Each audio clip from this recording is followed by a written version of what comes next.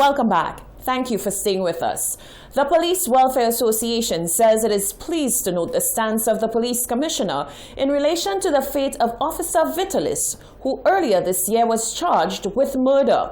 PWA President Travis Chico says the decision to have the officer work the desk rather than suspend him is one of great discernment and wisdom. Genevieve Gonzague tells us more. The case of Michael Vitalis, the police officer charged with murder for the 2018 killing of 22-year-old Ronnie Samuel, has garnered strong views within the public domain as well as the Royal St. Lucia Police Force. Recently, Police Commissioner Severin Mosheri stated that under his rule, Vitalis will not be suspended but will rather be put on desk duty. The Police Welfare Association has indicated that they are relieved and in full support of the decision made by the top cop. I think the Commissioner has allowed good wisdom to prevail in such a matter. I believe that the Commissioner, within his own right, understood that the officer, from the time of the incident to when the officer was charged, there was a time lapse of 2 years. To suspend such an officer, to me, or based on what I would have seen, would have been uncalled for. For the Commissioner to suggest desk duties is a very brilliant option, considering the fact that when we send persons in suspension, we do not replace those resources. As it now stands, the police continues to remain one of the only institutions in this country who continues to suspend its members for infractions. The Welfare Association again states clearly that based on the Constitution, Section 8 speaks to a police officer or a citizen of St. Lucia having been charged for an offense is innocent until proven guilty. The president of the PWA says the decision made by Commissioner Mosheri has brought a great deal of relief to the entire force and will ensure that the young officer does not get lost in the system. Whilst members were demoralized, the decision of the commission did not further create a greater level or do not create greater levels of demoralization for the members. So I think the members are a bit satisfied that he's remaining at work and they can continue checking up on him, because when you go on suspension, you almost get lost into the system. So it's a good opportunity for the members to continue to show solidarity to ensure that they remain tight-knitted with him. His close friends and colleagues can remain close to him and check up on him to ensure that he's been given the necessary support from internal. Vitalis was arrested and charged in August 2020 and was initially denied bail. However, the decision was overturned and the officer was granted bail in the sum of $120,000. Given that sometimes harsh judgments are usually meted out by society, Chico was asked whether he believes this decision can be seen as a double standard. There will be backlash whether he stays or not, but the Welfare Association must constantly provide that psychological assistance for him. It is going to be a rough period. He understands that. He has seen some of the challenges that will be faced in terms of for him. So we understand that those things happen. People will make statements, but at the end of the day, it calls for the Welfare Association to provide the necessary support for him whilst he goes through the process. And we have said as a Welfare Association that we support the process. And it is important for us to understand the process. And whilst we're going through this process, the necessary assistance that is required for the officer will be provided. Chico says this decision has reinforced the level of confidence in officers of the Royal St. Lucia Police Force. Reporting for Hot 7 News, I am Genevieve Gonzague. Thank you, Genevieve. Dr. Stephen King believes it is a matter of concern that while COVID-19 vaccines are very advanced at this time, vaccines for other diseases such as dengue have not seen the same amount of research or development. He says it is time that tropical countries take initiative to find cures for the diseases that continue to plague their regions, because it may not be a priority for the world's superpowers. Jacques Wooding reports. Dengue fever is believed to infect 50 million to 100 million people annually, with 500,000 of these infections determined to be life-threatening.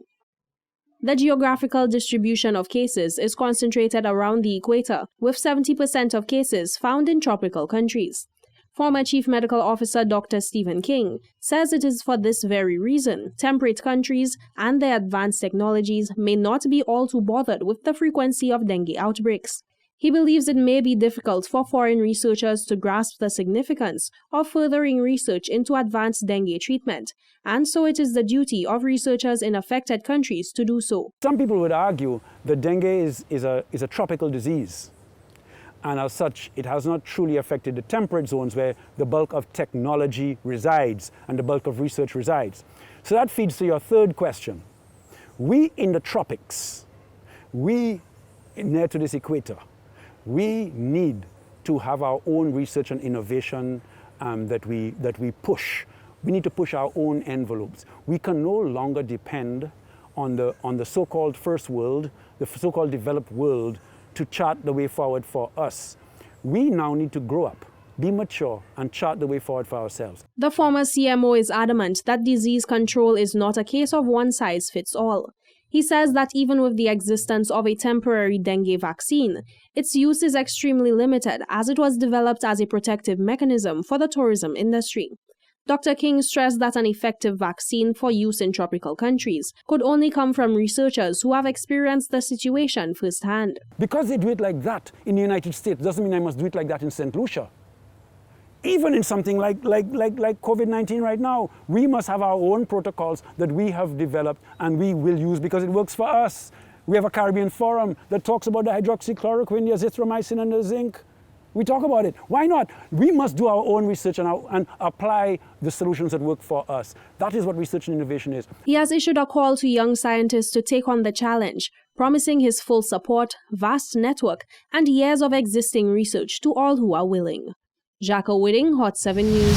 St. Lucia is set to experience heavy rains associated with a tropical wave as well as a trough. A small craft advisory as well as a warning to people living in areas prone to flooding and landslides have been issued. The director of the Met Services is once again asking the public to not throw caution to the wind when weather advisories are given, particularly since the 2020 hurricane season is not yet over. 2020 seems to be the year of anomalies, from a surge in COVID-19 cases and deaths globally to a very peculiar hurricane season. St. Lucia is being warned to be on the lookout for conditions associated with a tropical wave coupled with a mid to upper level trough throughout Tuesday 28th. Director of the Met Services, Andre Joyer, explained that a small craft advisory has been issued. At 12 noon today, on the 28th of October 2020, we were expecting a tropical wave to interact with an upper level trough to give us some periods of rain, scattered showers, some of which may be heavy and some isolated thunderstorms. So we're asking persons in areas prone to flooding and landslides to be vigilant and exercise caution.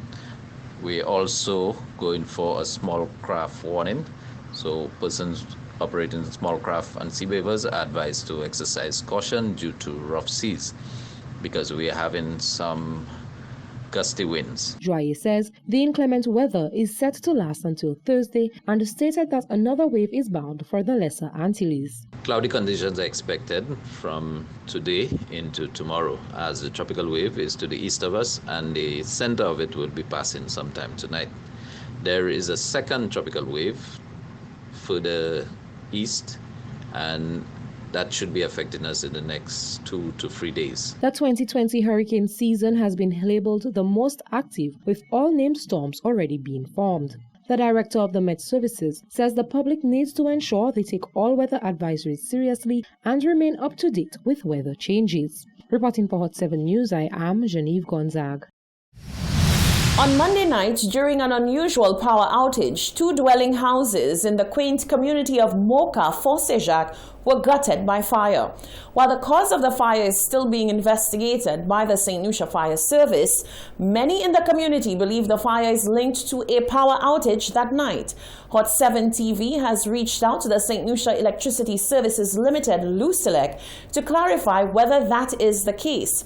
Although an official statement was not released, Hot 7 TV did learn that this possibility is not off the table and is currently being investigated. Genevieve Gonzague has more. On Monday, various parts of the island in the south experienced an unusual power outage. Monsieur and Choiseul had no electricity from 7:31 p.m. until 1:51 a.m. Montgouge, also in Choiseul, was without electricity from 7:59 p.m. until 1:47 a.m. In Soufrière, Les Étangs experienced the same fate from 7:55 p.m. until 9:28 p.m. and Fort-Saint-Jacques from 7:49 p.m. until 9:28 p.m. and in some cases until 2 a.m. Many residents in the Fort-Saint-Jacques community complained of the power being given temporarily and being taken within minutes again. Approximately 1 hour after receiving the electricity, one family raised alarm as their family home burst into flames. Lead Fire Officer Stacey Joseph gave the details of the fire. On Monday, October 26, at approximately 10:10 p.m., the St. Lucia Fire Service received a call informing of a possible house fire at Fort-Saint-Jacques Soufrière. The Soufrière Fire Station immediately made a response with 2 units and found 2 structures fully engulfed in flames. The dwelling structures of wood and concrete construction, measuring approximately 30 by 17 feet and 24 by 14 feet, were completely destroyed. No neighboring properties or persons were reported injured as it relates to this incident. Investigations by the St. Lucia Fire Service continue, and while the official cause of the fire has not been relayed, many, including the now homeless family, have indicated that they believe the fire was as a result of the power outage. The St. Lucia Electricity Services Limited did not make an official statement on the matter. However, Hot 7 was informed that they are aware of the situation and they are currently investigating the matter as well. A team was dispatched to the area and they are currently awaiting a full report from the fire service. Our team was informed that the power outages in the south were due to a bamboo on a power line in one area and faults in other areas that are still under investigations. Customers can make damage claims at the customer service office in Rodney Bay or via their remote options, and upon completion of investigations, if found to be at fault, the company does compensate customers. Reporting for Hot 7 News, I am Genevieve Gonzaga. Stay with us. There's much more after the break.